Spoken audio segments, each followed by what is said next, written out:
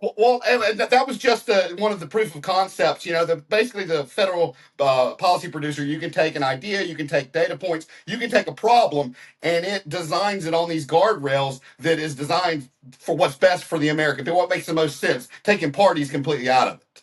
And so it was designed for what would save the American people, what would help combat. So, like, there was a point in time where in real time we were at a little tattoo parlor. My wife wanted to get a cover up before the wedding, which is this weekend.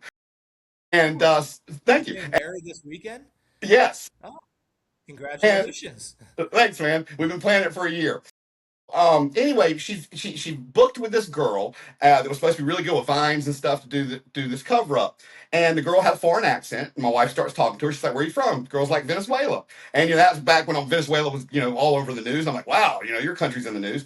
And my wife's like, "Well, how did you end up here?" And she's like, "Well, I came here when I was 17. I came to visit my brother. Going back through the airport, my papers got stolen, and I had two choices. I could go back home and never see my brother again, or I could file for asylum, stay here, and never go back home to see my parents again." And I said, "Oh, this is broken. No wonder all this reporting about people being here for 20 years and not becoming a citizen is because they couldn't. This system is broken." So what do? Real time, I feed it into the federal policy producer and spit out legislation for a true pathway to citizenship. Now it takes 13 years, but you can then travel to your home country. So real time, we're fixing these issues, and what we're trying to do is scale this up and give it to everyone. So who better to fix everyone's issues than everybody that's going through it? And then what it does, we have a pipeline built to DC. We have a location in DC. We have an educator, an advocate. That's how our healthcare policy is, on the guy's desk. And so, what it does is, if you put something in the federal policy producer and it coincides with the last 2 years worth of news cycle, we get the option to push it with our pipeline. But the one unquantifiable factor is passion. It's something might take a lifetime for you to push it, and we're not going to get behind that. But we want to provide you with the information so you can do it. Okay. Well, I usually stay in my lane of education, but I appreciate your passion and your idea to do these things, and that's largely what we were talking about with this $168 million in funding schools for kids who aren't there. Let me And give what you a personal example of what happened with my representative with the health care bill that is now in the top three in DC with Thune and Johnson as it sits, okay, because it is designed with our federal policy producing software where you can take an idea, and our AI has parameters, guardrails to make it constitutional. Anyway, and with the click of a button, that's what we're working on scaling up as an educational tool for competitions and in school and for the people, to turn kitchen table discussions into ready legislation, a I love ready bill built off of data points, not donors. And what's yes. smart is for the American people. So, like, we just let me tell you what happened. So this movement kind of picked up traction quicker than it was a year ahead of what I had planned.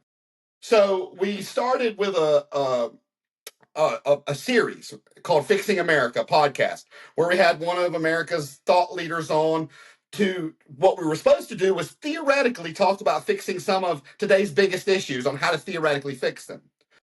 So I built that software for our flagship legislation, which was to create a constitutional quality control board that laws have to go through so they are constitutional from the start, and it make it transparent as a learning tool as well. But when I built the software, it was there. So the guy comes on my show, and he's got a way. They're trying to figure out what to do with Obamacare to replace it. Well, he's got a way to replace it, save the American people 2 trillion a year, two Wow. trillion a year by using state-run HSA savings accounts that are high interest and roll over. So hey, if you stay healthy, you get wealthy, no matter what your income. I love And then that. see, I didn't realize the third-party system took 3 trillion of the 5 trillion, and it's just red tape. Well, with this bill, it shrinks it. It uses it for catastrophe insurance and chronic illness insurance, and people who absolutely cannot afford health care or do not have jobs. And then it uses HSA accounts. And we've run all the stress tests. And anyway, so I contact my representative. I had his personal email. I met him at one of my daughter's jujitsu matches. She trains MMA. I met him years ago, and he gave me his email. So I emailed him. with the healthcare because they needed something. It was all in the news. He's in a corner, da da da da. So they email me back, and his chief of staff sets up a conference, a video conference. We go on. I have everything in line, what we're doing. I haven't even opened up a DC location yet or hired a full constitutional lawyer advocate in DC. She comes on. She's all hyped up. Says, right going into Thanksgiving. She said, "Well, I'm going to come up with a strategy on who you need to contact and how you need to do it."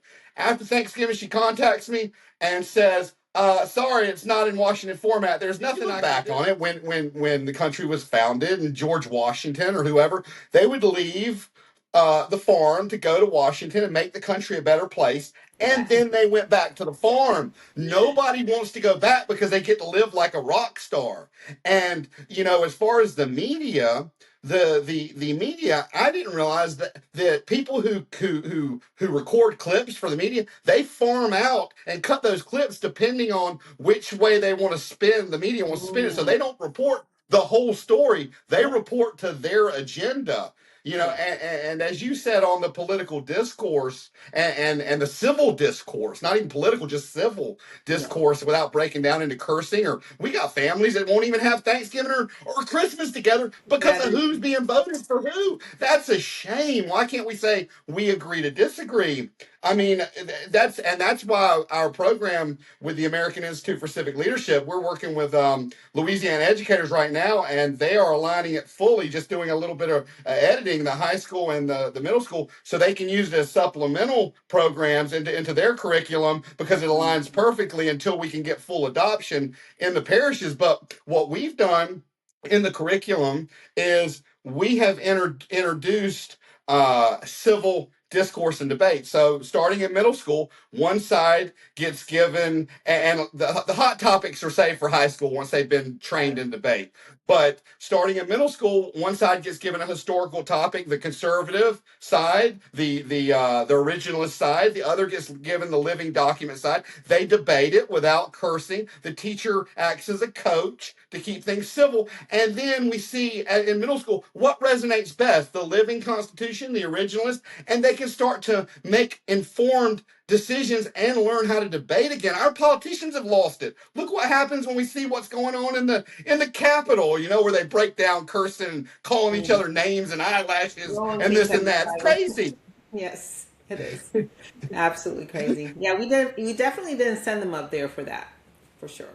No, no, we didn't. Was there a moment when you realized that real reform wouldn't come from talking points, but from people willing to challenge the system from inside? That's, throughout history, we've seen that, Matt. Anytime you have real reform happen with any movement, it always takes leaders and that are bucking the system and that are willing to challenge the status quo. It's always the case.